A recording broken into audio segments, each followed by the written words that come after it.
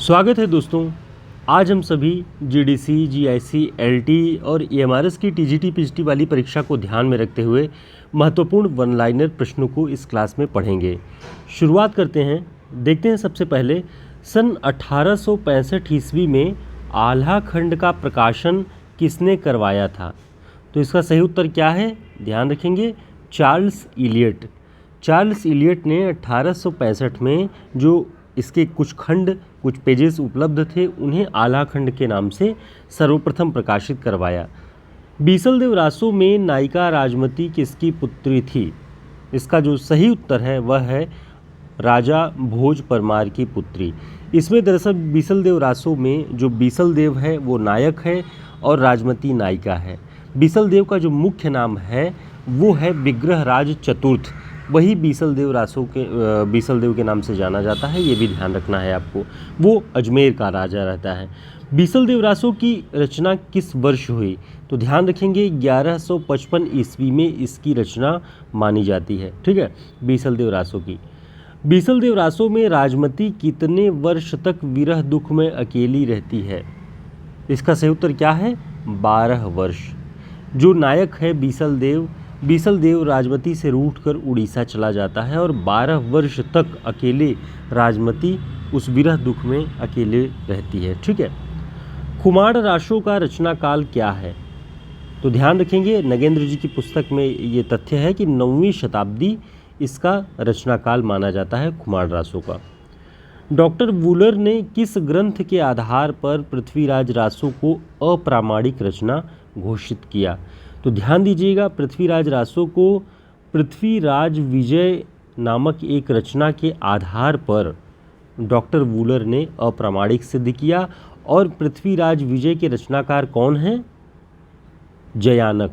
ध्यान दीजिएगा, जयानक हैं पृथ्वीराज विजय के रचनाकार।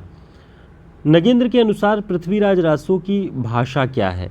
तो ध्यान दीजिएगा, नगेंद्र जी की पुस्तक में ये लिखा हुआ है कि पृथ्वीराज रासो की भाषा पिंगल शैली की भाषा है। ठीक है, ब्रजभाषा का वह रूप जो राजस्थानी बोलियों का मिश्रण है वह क्या कहलाता है? पिंगल शैली।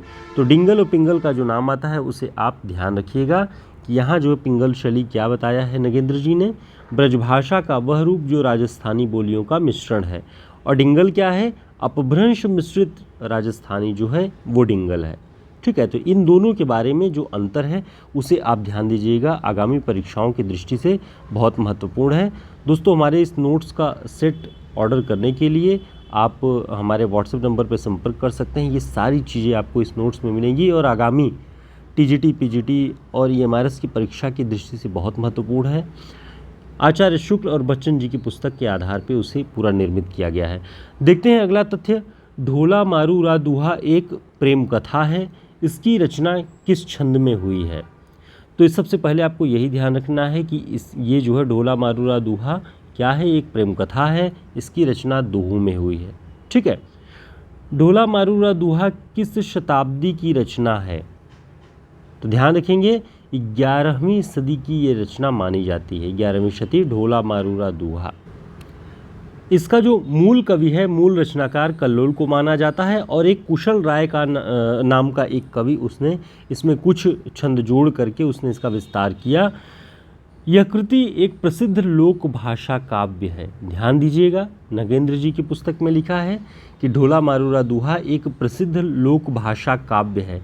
इसका नायक ढोला और नायिका मरवड़ी है। ठीक है, ध्यान दीजिए, दोनों ये बातें महत्वपूर्ण है कि एक लोक भाषा काव्य है, नायक का नाम ढोला और नायिका का नाम मरवड़ी है। सरवर से एक तिरिया उतरी उनने बहुत रिझाया। सरवर से एक तिरिया उतरी उनने बहुत रिझाया, यह किसकी पंक्ति है? तो ध्यान दीजिए, यह अमीर खुसरो की एक पहेली है। ठीक है, सरवर से एक तिरिया उतरी उनने बहुत रिझाया। आचार्य रामचंद्र शुक्ल के अनुसार अमीर खुसरो का जन्मवर्ष क्या है? ध्यान दीजिए, आगामी परीक्षाओं में कई बार ये आपको मदद करेगा, जन्मक्रम वाले प्रश्नों में भी। तो 1255 ईस्वी अमीर खुसरो का जन्मवर्ष माना जाता है। और नगेंद्र जी ने बताया है कि एटा के पटियाली गांव में इनका जन्म हुआ है। एटा जिले के, उत्तर प्रदेश के एटा जिले के पटियाली गांव में, ये नगेंद्र जी का मानना है। हिंदी में नख शिख वर्णन की श्रृंगार परंपरा किस रचना से आरंभ होती है? नख शिख वर्णन की श्रृंगार परंपरा का आरंभ हिंदी में राउरवेल से होती है। ठीक है, राउरवेल के रचनाकार कौन है? कमेंट करके जरूर बताएं। राउरवेल का रचनाकार कौन है? इसी रचना से नख शिख वर्णन की श्रृंगार परंपरा आरंभ होती है हिंदी में। आचार्य रामचंद्र शुक्ल ने भक्ति काल की समय सीमा क्या मानी है? तो इसका सही उत्तर है 1318 से 1643 ईस्वी तक आचार्य शुक्ल ने भक्ति काल की सीमा मानी हुई है। अगला जो वन लाइनर फैक्ट है कि नाभादास के भक्तमाल के अनुसार नाभादास के भक्तमाल में रामानुजाचार्य की शिष्य परंपरा में रामानंद का स्थान कौन सा है? तो ध्यान दीजिएगा, चतुर्थ स्थान।